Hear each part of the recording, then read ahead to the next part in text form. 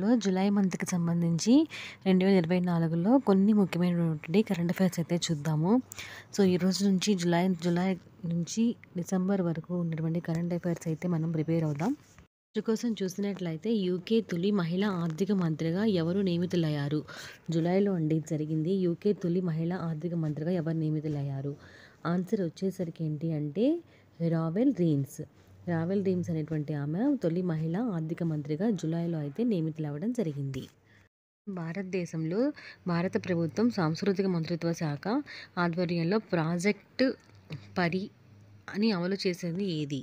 భారత ప్రభుత్వ మంత్రిత్వ శాఖ అనేది ప్రాజెక్ట్ పరి అనేటువంటి పబ్లిక్ ఆర్ట్స్ ఆఫ్ ఇండియా అనేటువంటి దాన్ని అమలు చేస్తున్న సంస్థ ఏది అని చెప్పి క్వశ్చన్ ఇచ్చారండి.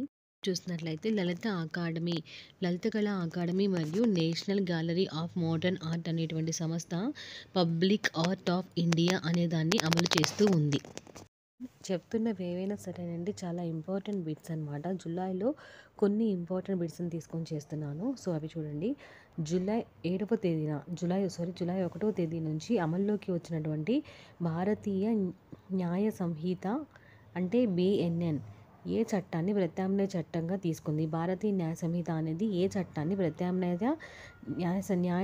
న్యాయ చట్టంగా తీసుకుంది అని చెప్పి ఇచ్చారు. సో ఆన్సర్ వచ్చేసరికి ఇండియన్ పీనల్ కోడ్ అంటే ఐపీసీకి ప్రత్యామ్నాయంగా భారతీయ న్యాయ సంహిత అనేటువంటి చట్టంగా వచ్చింది. భారతీయ నాగరిక సురక్ష సంహిత అనేది ఏ చట్టానికి ప్రత్యామ్నాయంగా తీసుకుంది? Answer code of criminal procedure అంటే సిఆర్పిసికి ప్రత్యామ్నాయంగా వచ్చింది ఏంటి అంటే భారతీయ నాగరిక సురక్ష సంహిత. ఈ చట్టం ప్రత్యామ్నాయంగా వచ్చింది, గుర్తుపెట్టుకోండి. నెక్స్ట్ క్వశ్చన్, భారతీయ సాక్ష్య అధినియం ఏ చట్టానికి ప్రత్యామ్నాయంగా ఉంది? భారతీయ సాక్ష్య అధినియం అనేది ఏ చట్టానికి తీసుకుంది ప్రత్యామ్నాయంగా అంటే ఇండియన్ ఎవిడెన్స్ యాక్ట్కి ప్రత్యామ్నాయంగా ఉన్నది ఏది అని చెప్పిస్తే భారతీయ సాక్ష్య అధినియం అని చెప్పి ఉంటుందన్నమాట ప్రత్యామ్నాయ చట్టం. నెక్స్ట్ క్వశ్చన్, నేరాలపై సులువుగా ఫిర్యాదు చేసేలాగా ప్రభుత్వం ఏ వ్యవస్థను ప్రవేశపెట్టింది? సో ఆన్సర్ ఎలక్ట్రానిక్ ఫిర్యాదులు ఒకటి, ఇంకొకటి ఏంటి అంటే FIR ఒకటి. ఎలక్ట్రానిక్ ఫిర్యాదులు కూడా నేరాలపై సులువుగా ఫిర్యాదు చేసేలాగా ప్రభుత్వం వ్యవస్థను ప్రవేశపెట్టింది. ఈ క్వశ్చన్ ఖచ్చితంగా అడుగుతాడండి. కొత్త న్యాయ చట్టాలు దేశంలో ఏ తేదీ నుంచి అయితే అమల్లోకి వచ్చాయి అని చెప్పి ఇచ్చారు.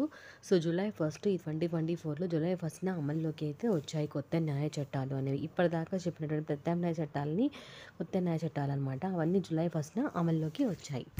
నెక్స్ట్ క్వశ్చన్, భారతదేశంలో అత్యంత వెనుకబడిన ప్రాంతాల అభివృద్ధిని వేగవంతం చేయడానికి నీతి ఆయోగ్ ఏ కార్యక్రమాన్ని ప్రారంభించింది? అత్యంత వెనుకబడిన ప్రాంతాలని అభివృద్ధి చేయడానికి సంపూర్ణత అభియాన్ అనేటువంటి కొత్త కార్యక్రమాన్ని వెనుకబడిన ప్రాంతాలని అభివృద్ధి చేయడానికి తీసుకువచ్చింది. ఇంపార్టెంట్ బిట్ ఏంటి అంటే Tata power solar system limited అనేది ఉత్తరప్రదేశ్లో ఘర్ సోలార్ అని ప్రారంభించారు. అది ఏ నగరంలో ప్రారంభించారు?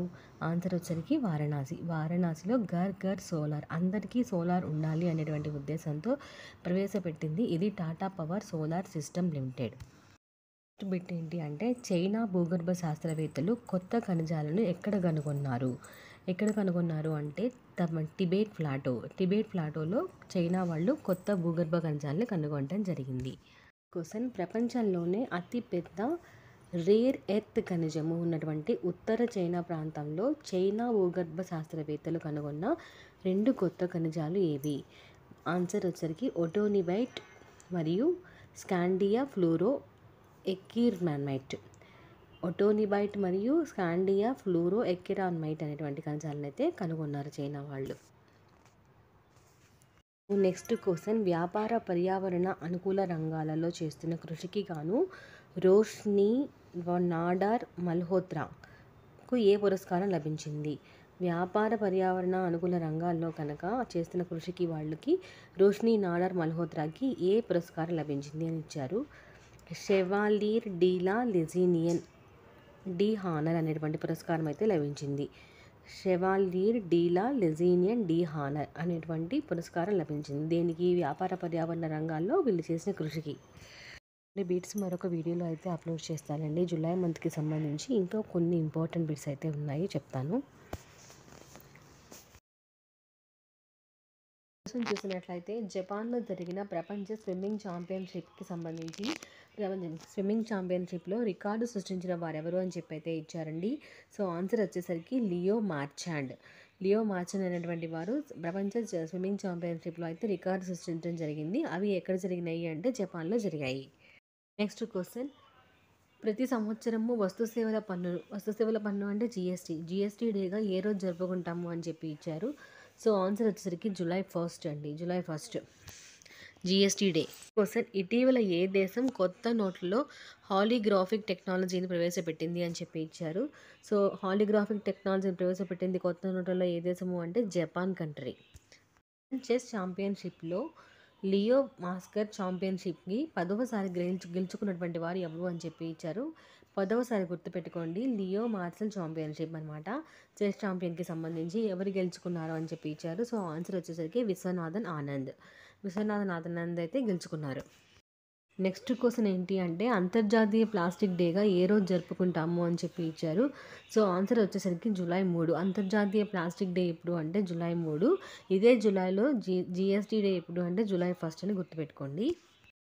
నెక్స్ట్ క్వశ్చన్, 18 సంవత్సరముల లోపు వివాహాన్ని నిషేధించడానికి ఆఫ్రికాలో ఏ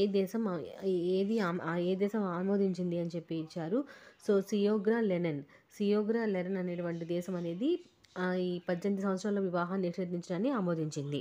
నెక్స్ట్ క్వశ్చన్ అండి, ప్రపంచంలో జానునస్ డేగా ఏ రోజు జరుపుకుంటాము అని చెప్పి ఇచ్చారు. సో ఆన్సర్ వచ్చేసరికి జూలై 6. నెక్స్ట్ క్వశ్చన్, ఇటీవల వార్తల్లో కనిపించిన కాన్బా ఫారెస్ట్ అది ఏ రాష్ట్రంలో ఉంది? కాన్బా ఫారెస్ట్ అనేది ఇటీవల వార్తల్లో కనిపించింది, అది ఏ రాష్ట్రంలో ఉంది? సో ఆన్సర్ వచ్చేసరికి మధ్యప్రదేశ్లో కాన్బా ఫారెస్ట్ అనేది ఉంది. క్వశ్చన్, డిజిటల్ ఎకానమీ రిపోర్ట్ అది అకౌంటెంట్ అని పడిందండి పొరపాటున. ఎకానమీ రిపోర్ట్ అనేది ఇటీవల విడుదల చేసిన సంస్థ ఏది అని చెప్పి ఇచ్చారు. సో ఆన్సర్ వచ్చేసరికి అన్రైడెడ్ అండ్ డెవలప్మెంట్ అనేటువంటి సంస్థ రిపోర్టును విడుదల చేసింది. అస్సాంకి కొత్త గవర్నర్గా ఎవరు నియమించబడ్డారు అని చెప్పి ఇచ్చారు. సో ఆన్సర్ వచ్చేసరికి లక్ష్మణ్ ప్రసాద్ ఆచార్య అనేటువంటి వారు అస్సాంకి కొత్త గవర్నర్గా అయితే జూలైలో అపాయింట్ అవ్వడం జరిగింది. అయితే పేటీఎం బ్యాంక్ సీఈఓగా ఎవరు నియమించబడ్డారు అని చెప్పి ఇచ్చారు. సో ఆన్సర్ వచ్చేసరికి అరుణ్ కుమార్ బన్సాలి. పేటీఎంకి సంబంధించి చూడండి, ఒక్కొక్కటి ఇలాగే సీఈఓస్ చాలా ఉన్నాయి ఇంపార్టెంట్వి జూలై మంత్లో. సో ఇది ఒకటి గుర్తుపెట్టుకోండి, దేనికి చెప్తున్నాను అనేది. పేటీఎంకి సంబంధించి సీఈఓగా ఎవరు నియమించబడ్డారు? Answer Arun Kumar Bansali. Next question, federal బ్యాంక్కి కొత్త సీఈఓగా ఎవరు నియమించబడ్డారు? సో ఆన్సర్ వచ్చరికి కేవీ సుబ్రహ్మణ్యం. చెప్పాను కదా చాలా బ్యాంకులు సీఈఓలు ఉన్నాయని అన్నారని.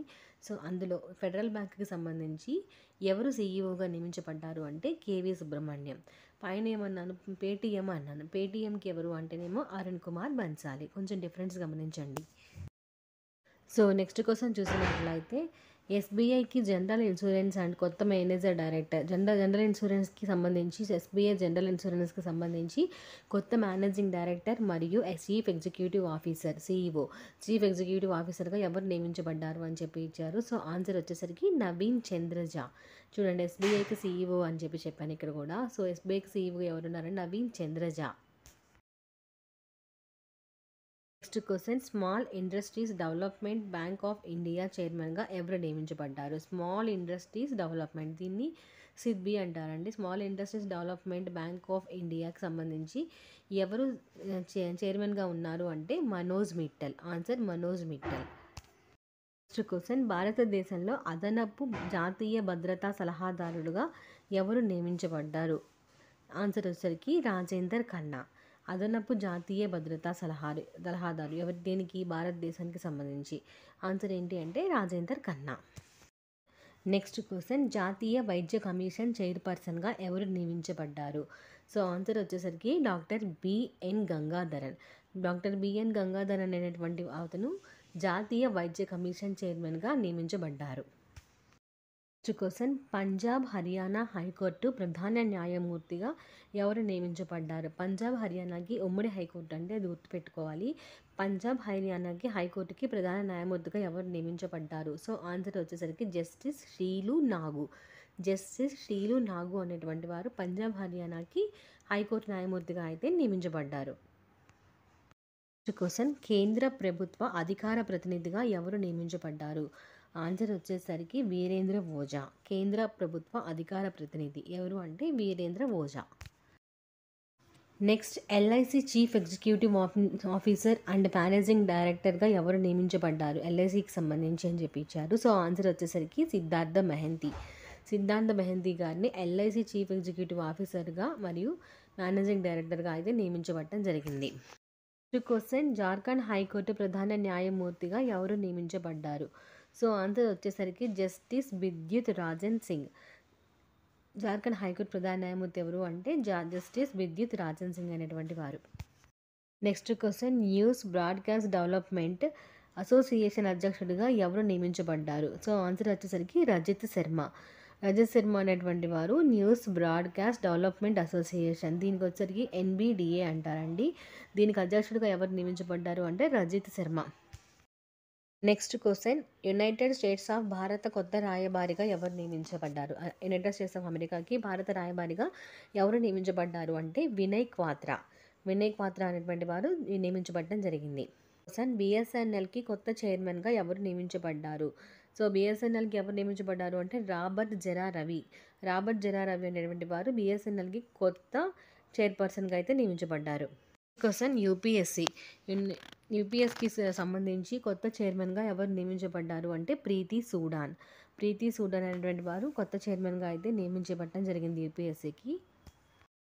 కూడా జూలై నెలలోకి సంబంధించిన అపాయింట్మెంట్స్ అనమాట. వాళ్ళ నియామకాలకి సంబంధించి జూలై నెలలో ఇంపార్టెంట్ బిట్స్. మరొక పార్ట్ అయితే ఉందండి. ఇంకొక పార్ట్తో